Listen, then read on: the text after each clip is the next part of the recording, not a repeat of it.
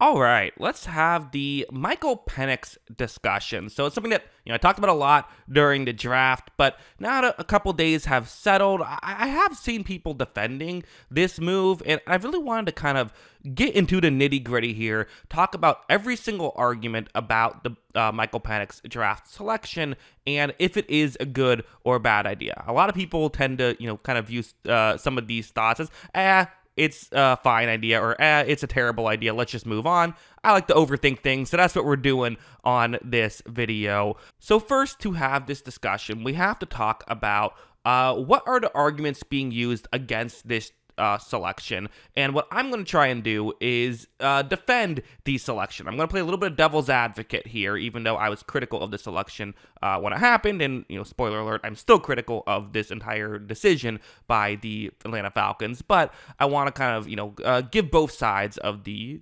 interesting decision that the Falcons made. So the first argument I hear people make is they don't think Michael Penix is just worth a number 8 overall pick, right? That's argument number one, is you've reached for a quarterback, which if that's how you feel, if those are your opinions on Michael Penix, then kind of none of the other discussion matters. You just feel like it was a bad selection. So, if you think it was a reach, then okay, bad decision, let's move on. It's not worth the number 8 overall pick. Just like, I don't know, how Cleveland Ferrell was a bad pick. Even if they had edge rushers, it would have been a bad pick. And if they had no edge rushers, it would have been a bad pick. It was a reach and a bad pick.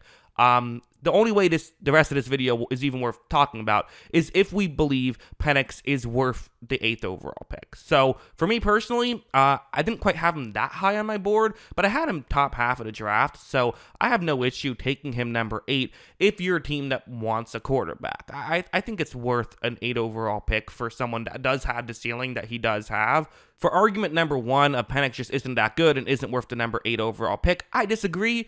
Quarterback evaluation is incredibly subjective, so if you think that that's the case, then fine. But let's just, for the sake of argument, so we can finish the discussion for the rest of this video, let's operate under the assumption Penix is worth the 8th overall pick. That in a for a team that needs a quarterback, he would be worth the 8th overall pick. Because again, if not, then none of this matters. So let's move on to argument number two, which argument number two would be, okay, he's worth the number 8 overall pick, but you already have a quarterback, so why are you going out and getting another quarterback? This is kind of the most common thing I'm hearing is you have a QB, you don't need another one.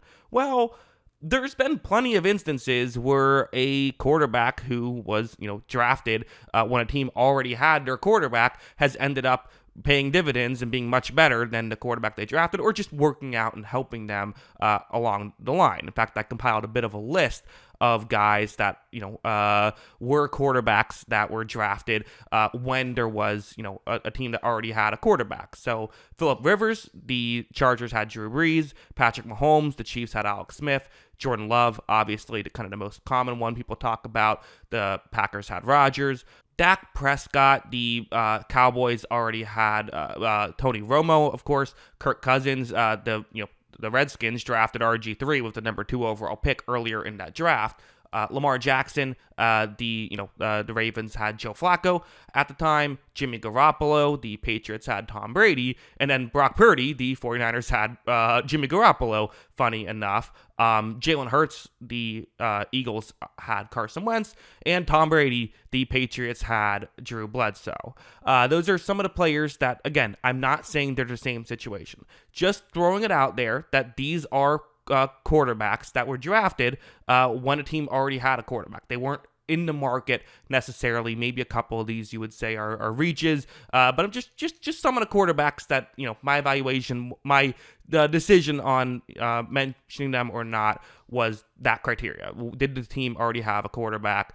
Did they draft a quarterback, and did that quarterback end up helping them? A lot of them, Prescott was a 3rd round pick, kind of maybe they thought was just going to be a backup and was played better than they realized once Romo was out there. That's a good chunk of these types of guys. And then some of them were like, Lamar, I wonder if they were kind of like, I don't know if Flacco's our guy anymore, so maybe we should just have a backup plan. Some of those as well. But there have been a couple instances where a team has spent a premium pick despite, quote-unquote, having a quarterback. Phillip Rivers, Patrick Mahomes, Jordan Love, and Jalen Hurts. Although in two of those instances, I think they were kind of ready to move off of their quarterback. The Chargers with Phillip Rivers and the Chiefs with Alex Smith were kind of, I think, ready to look for an upgrade there, and that's why they did it. So I don't know if this is the exact scenario either. The best two comparisons I can come up with are the Jordan Love and Jalen Hurts picks.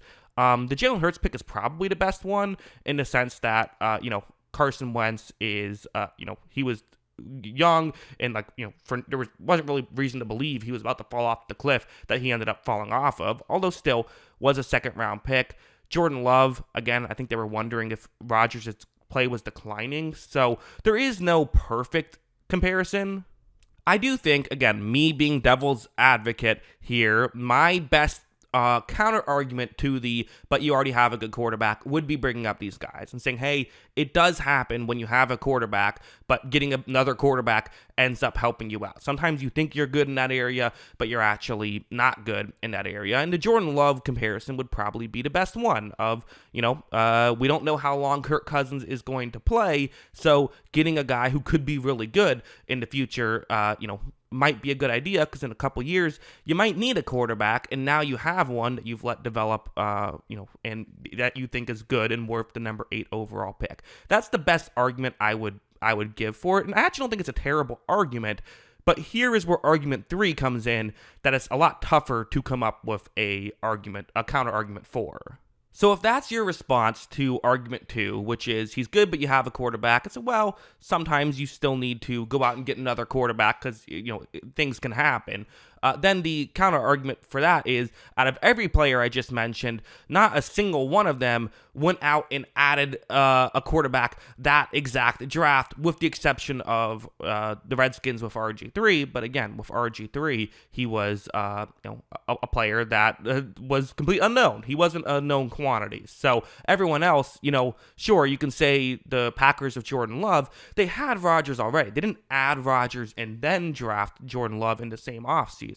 The Falcons here made the conscious decision to add Cousins and add Penix in the same offseason, and I don't think it's fully fair to divorce those two decisions. They are, in essence, the exact same decision. This is all done together, and when you think about it that way, it becomes a lot tougher to defend. But I'm going to try. So here is my effort in attempting to try to defend this decision. For one thing, reportedly they thought that Penix would go round 2 when they signed Kirk Cousins. So I think they thought they weren't spending a super premium position to go out and get a guy like this. And so that's why they signed Cousins, and then realized actually people really like Penix as much as we do. So we're not getting a first round talent in round 2. Maybe we should just draft him now. That would make it a little better for me personally if that happened, just because, you signed Cousins and then thought that, well, we'll spend a second round pick developing Penix, and, it's kind of a hedging our bets a little bit here. It makes it a little better. I think, though, for this decision to really work, you have to buy into the idea that there is value in sitting a young quarterback, that having a quarterback sit out for a couple years makes them more likely to be a good player.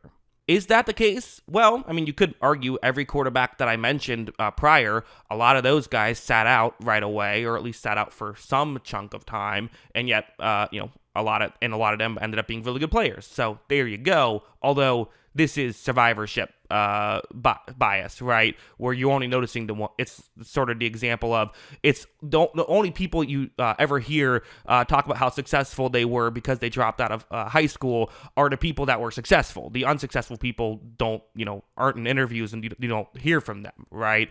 I can think of a couple like Kyle Trask and Trey Lance type guys that sat and then just ended up never getting to play. So we kind of forget about those guys, but they had a similar thing of they were drafted when their team kind of had a quarterback and never ended up needing to, never ended up paying dividends, right? So does a quarterback who plays right away, does their odds of succeeding go up? Well, I've done research on this, and typically the answer is no. Quarterbacks who are more likely to succeed, quarterbacks who play right away are more likely to succeed. That being said, quarterbacks who are more likely to succeed play right away. So there is a bit of a causation, correlation type situation going on there because, it's fair to say that, certain players were, good enough to, if you're good enough to play right away, then you usually play right away. How many players didn't play right away because they weren't good enough? Like, for example, Trey Lance, would he have played right away had he been good enough in the preseason? I don't know, but possibly, right? Maybe he sat out because he just was more of a project. To me, I haven't seen strong evidence to support one way or the other if there's value of sitting a quarterback or not. So I would probably say it depends on the quarterback, right? Like Jordan Love was kind of considered a raw prospect. So having him sit for a couple years logically makes sense. He can learn from someone who isn't a raw player and get better that way. Michael Penix is not a raw player. Michael Penix is a pretty finished product. In fact, that's one of the main selling points was he was kind of a guy ready to go right now. If he was more of a freak athlete who wasn't smart, then okay, sure, it would make sense. But that's just not who Michael Penix is. So the best argument I have for this is, well, you believe that a young quarterback it benefits them to sit. But I just don't really see strong evidence in that. So to me, I don't think you can really make a strong argument for the decision to both draft Penix and to sign Kirk Cousins. I think the best argument you can have is they wanted to sign Kirk Cousins and then draft Penix in round 2, thinking he'd be worth that pick. But then once Penix was going to go round 1, they still at that point said, well, let's cut our losses and still make sure we get Penix. I suppose, but if you think Penix is going to go round 2, I would still say just draft him round 2 and not sign Kirk Cousins. I think it's hard to, when you combine both decisions, say that this is a great decision for me. I keep hearing people talk about this as though it's it's insurance to make sure you have a good quarterback. That's not how insurance works. Usually I would say it's closer to hedging your bet where and again, the goal is to win a Super Bowl, right? So when you're hedging your bets, you're almost intentionally, but by definition, you are limiting your ceiling to also limit the floor of your team, but isn't the goal to be the best team? You want to have as high of a ceiling as possible. It really just comes down to you have to believe that letting Penix sit for a couple years is going to help his development, which maybe, but again, that's how it can work out. I would still say there is a very real chance this can all work out. And even though I've been very critical of this decision by the Falcons, I think that Penix could be a great player. But if Penix is a great player in 3 years, I'm still going to sit here and say it was dumb by the Falcons to sign Kirk Cousins and then have Penix. Because you wasted years of having Penix on his rookie deal. Honestly, the only way I could see this working out, and this is totally unfair, would be if the Falcons go on a deep run with Kirk Cousins right now, and then Penix is able to develop and be a great player in the future. That's probably the best way that this can work out. But I don't know. It's a weird one for me. So those are my thoughts on all of this. What do you think? Let me know in the comments below. Always love hearing from you. And of course, as always, thanks for watching.